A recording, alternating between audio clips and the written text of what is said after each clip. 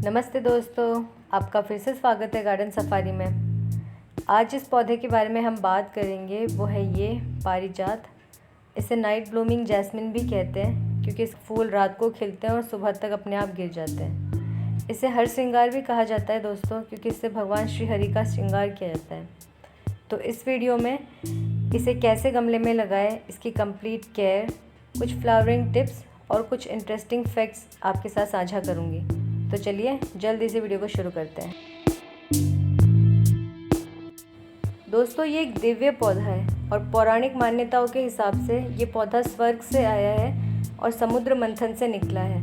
इसके फूल सूर्यास्त के बाद खिलते हैं और सुबह अपने आप ही गिर जाते हैं। इसे नीचे से उठाकर ही भगवान को समर्पित किया जाता है। इसके फूल बहुत ही ज़्यादा सुंदर होते हैं, सफ़ेद पंखुड़ियाँ, केसरिया डंडी, और जितने ये सुंदर है ना उतनी ही मनमोहक इसकी सुगंध भी है।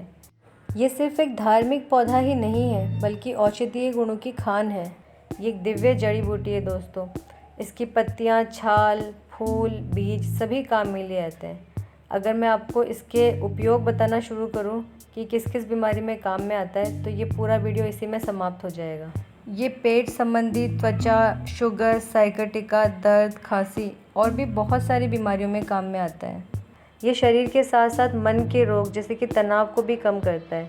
ऐसा माना जाता है कि इसके सुंदर फूलों की सुगंध तनाव को कम करती है। वास्तुशास्त्र में भी इस पौधे का बहुत महत्व माना गया है। वास्तुशास्त्र में माना जाता है जहाँ ये वृक्ष होता है वहाँ नेगेटिव एनर्जीज वास नहीं करती है और इसे घर में लगाने से सभी तरह के वास्तु दोष दूर होते हैं। ये एक अद्भुत वृक्ष है दोस्तों, जो ईश्वर और प्रकृति की अनुपम देन है। तो आइए कुछ अब इसकी केयर के बारे में बात करते हैं। इसे लगाना भी बहुत आसान है, कोई एक्स्ट्रा केयर की ज़रूरत नहीं है। अगर आप इसे ज़मीन में लगाते हैं तो ये एक वृक्ष बन जाता है, ज़्यादा देख रेख की भी ज़रूरत नहीं पड़ती है।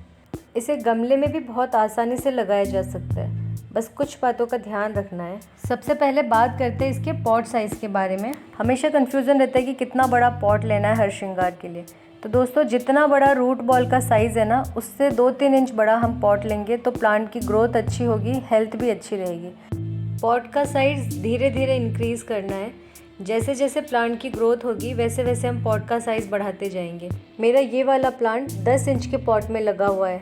लास्ट ईयर भी इसमें बहुत अच्छी जम के फ्लावरिंग हुई थी और इस साल भी आप देख रहे हैं कितनी कलियाँ आई हुई है। तो अब फ्लावरिंग स्टार्ट हुई है तो अभी तो फ्लावरिंग होगी। तो पॉट का साइज़ धीरे धीरे बढ़ाना है। गमले के नीचे जो ड्रेनेज होल होता है ना, वहाँ से आपको रूट्स आती दिखाई देंगी।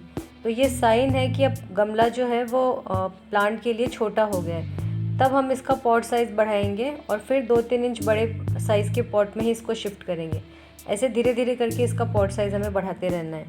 अब बात करते हैं इसकी पॉटिंग सॉइल की। तो इसके लिए हम सॉइल लेंगे 70%, 20% हम इसमें खाद लेंगे, कोई भी ऑर्गेनिक खाद, और 10% हम जो सूखी हुई पत्तियां होती है वो लेंगे।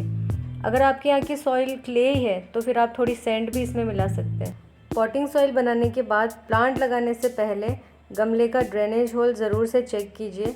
इसमें ड्रेनेज होल ज़रूर से होना चाहिए और इसको सिक्योर करने के लिए इसके ऊपर कोई भी गमले के टूटे हुए टुकड़े या दीपक को आप उल्टा करके रख सकते हैं ताकि ये होल जो है वो ब्लॉक ना हो और जो भी एक्स्ट्रा पानी है वो निकल जाए। वैसे जो सूखी पत्तियां हैं ये मिट्टी को पोरस भी रखेगी और साथ ही ये धीरे धीरे डिकम्पोस्ट होती रहेगी, तो प्लांट को ये न्यूट्रिशन भी देती रहेगी धीरे धीरे। और साथ में हम इसमें थोड़ी सी नीम खली मिला देंगे जिससे कि सॉइल में कोई भी फंगल या पेस्ट अटैक नहीं होगा। साथ ही नीम खली में नेचुरल NPK होता है जो कि प्लांट की ओवरऑल ग्रोथ के लिए भी बहुत अच्छा होता है।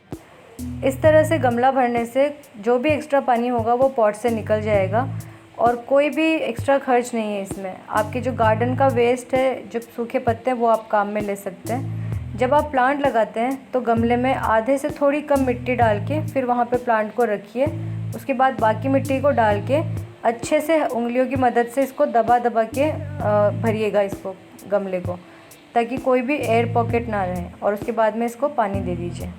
इस तरह से गमला भरने से ऐसे वेल ड्रेन्ड आपकी सॉइल रहेगी। अब बात करते हैं इसकी सनलाइट रिक्वायरमेंट के बारे में। तो दोस्तों, इसको ऐसी जगह रखिए जहाँ इसको सुबह की 5-6 घंटे की सनलाइट मिल जाए। दिन की तेज़ धूप से इसे हमेशा ही बचाना है।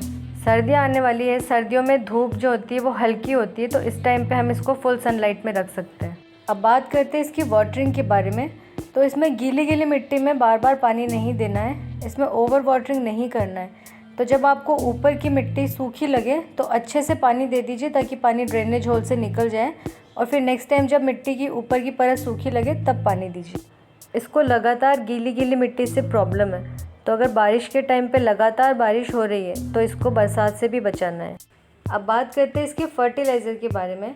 तो दोस्तों इसको ज़्यादा खाद नहीं देना है, साल में सिर्फ एक बार बसंत के टाइम पे थोड़ी सी ऑर्गेनिक खाद इसमें दे दीजिए, और उसके बाद मॉनसून के बाद में नवंबर के महीने तक महीने में एक बार कोई भी ऑर्गेनिक लिक्विड फर्टिलाइज़र अच्छे से डाइल्यूट करके कम क्वांटिटी में इसको देना है। प्लांट को ओवर फर्टिलाइज़ नहीं करना है, क्योंकि ज़्यादा फर्टिलाइज़र की वजह से या फिर केमिकल फर्टिलाइज़र यूज़ करने की वजह से प्लांट ख़राब हो सकता है।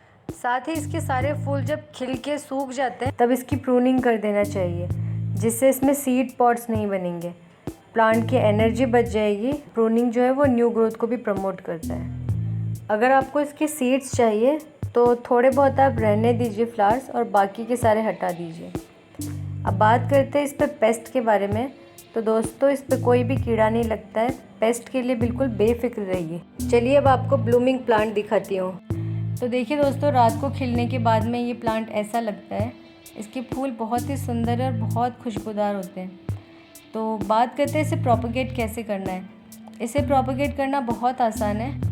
फूल गिरने के बाद में जो ये गुच्छा होता है, यहीं पे इसके चपटे चपटे गोल गोल सीड्स बनते हैं। तो बीज से इसको हम ग्रो कर सकते हैं, या फिर इसको कटिंग से भी लगाया जा सकता है। तो फरवरी या मानसून के टाइम पे इसकी कटिंग हम इजीली लगा सकते हैं। इसके अलावा नर्सरी पे भी ये प्लांट अभी इजीली अवेलेबल हो जाता है।